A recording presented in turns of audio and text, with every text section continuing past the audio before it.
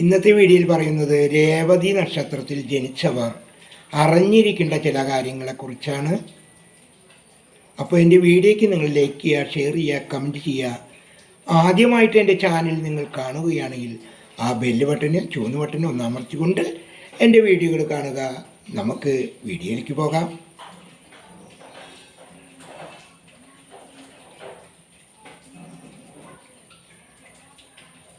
കാനനമകയലന്നേ രാമൻ സീതയെ തേടി നടന്നേ, താമരച്ചേലുള്ള ജാനകി വഴി പോകുന്നതാരാനും കണ്ട്.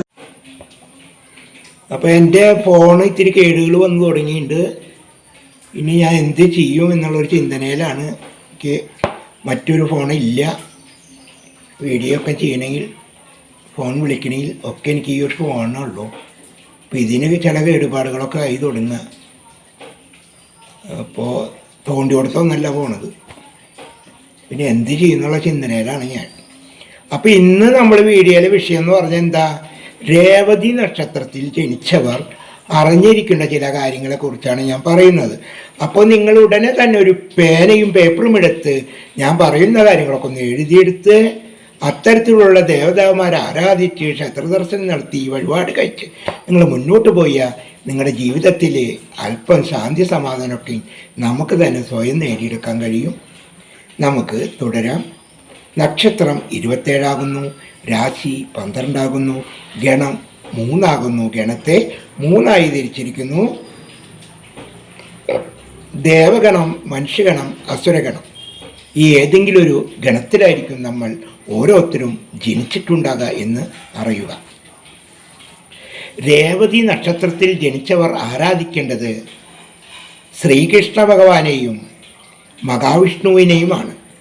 നിങ്ങൾ ആരാധിക്കേണ്ട ദേവത ശ്രീകൃഷ്ണനും മഹാവിഷ്ണുവുമാണെന്ന് അറിയുക.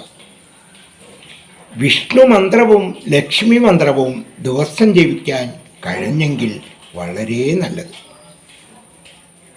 രേവതി നക്ഷത്ര ദിവസവും രേവതി ബുധനാഴ്ച വരുന്ന ദിവസവും ക്ഷേത്ര ദർശനം നടത്തുന്നത് നിങ്ങൾക്ക് വളരെ ഗുണകരമാണ്. രേവതി ആയില്യം തൃക്കട്ട ദിവസങ്ങളിൽ ക്ഷേത്ര ദർശനം മുടക്കില്ലാതെ ചെയ്യുന്നത് വളരെ ഗുണമാണ്. നിങ്ങളുടെ രാജാധിപൻ ബുധനായതിനാൽ നിങ്ങൾ ശ്രീകൃഷ്ണ പൂജ നടത്തുന്നത് നിങ്ങൾക്ക് ഉത്തമമാകുന്നു. നിങ്ങളുടെ ഗണം, നിങ്ങളെ ദേവഗണത്തിലാണ് ജനിച്ചിട്ടുള്ളത് എന്നറിയുക. നിങ്ങളുടെ നക്ഷത്രദേവൻ വൃഷാവ്, നിങ്ങളുടെ വൃക്ഷം ഇരുപ്പ, നിങ്ങളുടെ മൃഗം ആന, നിങ്ങളുടെ പക്ഷി മയിലാകുന്നു. നിങ്ങൾക്കൊരു ഭാഗ്യനിറമുണ്ട്. ആ ഭാഗ്യനിറം പച്ചയും മഞ്ഞയുമാണ്. ഈ പച്ചയും മഞ്ഞയുള്ള വസ്ത്രം ധരിക്കുന്നത് നിങ്ങൾക്ക് നല്ല ഗുണങ്ങൾ കൊണ്ടുവരും. നിങ്ങളുടെ ഭാഗ്യ നമ്പർ 5. ഈ 5-ാം നമ്പർ ഒരു തുണ്ട് കടലാസിൽ എഴുതി അല്പം മഞ്ഞൾ ചാർത്തി വിളക്ക് വയ്ക്കുന്ന പോട്ടത്തിൻ്റെ മുന്നിൽ വെച്ച് വാർത്തിച്ച് മടക്കി പേഴ്സിലോ ബാഗിലോ വെച്ച് നടക്കുന്നത് നിങ്ങൾക്ക് വളരെ ഗുണകരമാണ്.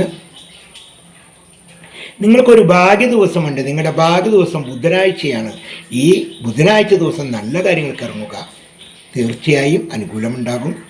നിങ്ങൾ ധരിക്കേണ്ട രത്നം മരുതകമാണ്. കഴിയുന്ന സമയത്ത് അല്ലെങ്കിൽ വെള്ളിയിലോ ഒരു മരുതകം ധരിക്കുന്നത് നിങ്ങൾക്ക് ഉത്തമമാകുന്നു. ഇതൊക്കെയാണ് രേവതി നക്ഷത്രത്തിൽ അറിഞ്ഞിരിക്കേണ്ട കാര്യങ്ങൾ. അപ്പോൾ അശ്വതി നക്ഷത്രം തൊട്ട് രേവതി നക്ഷത്രം വരെ 27 നക്ഷത്രത്തെക്കുറിച്ചും ഞാൻ പറഞ്ഞവസാനിപ്പിച്ചു. ഇവിടെ ഇത് പൂർണ്ണമാവുകയാണ്.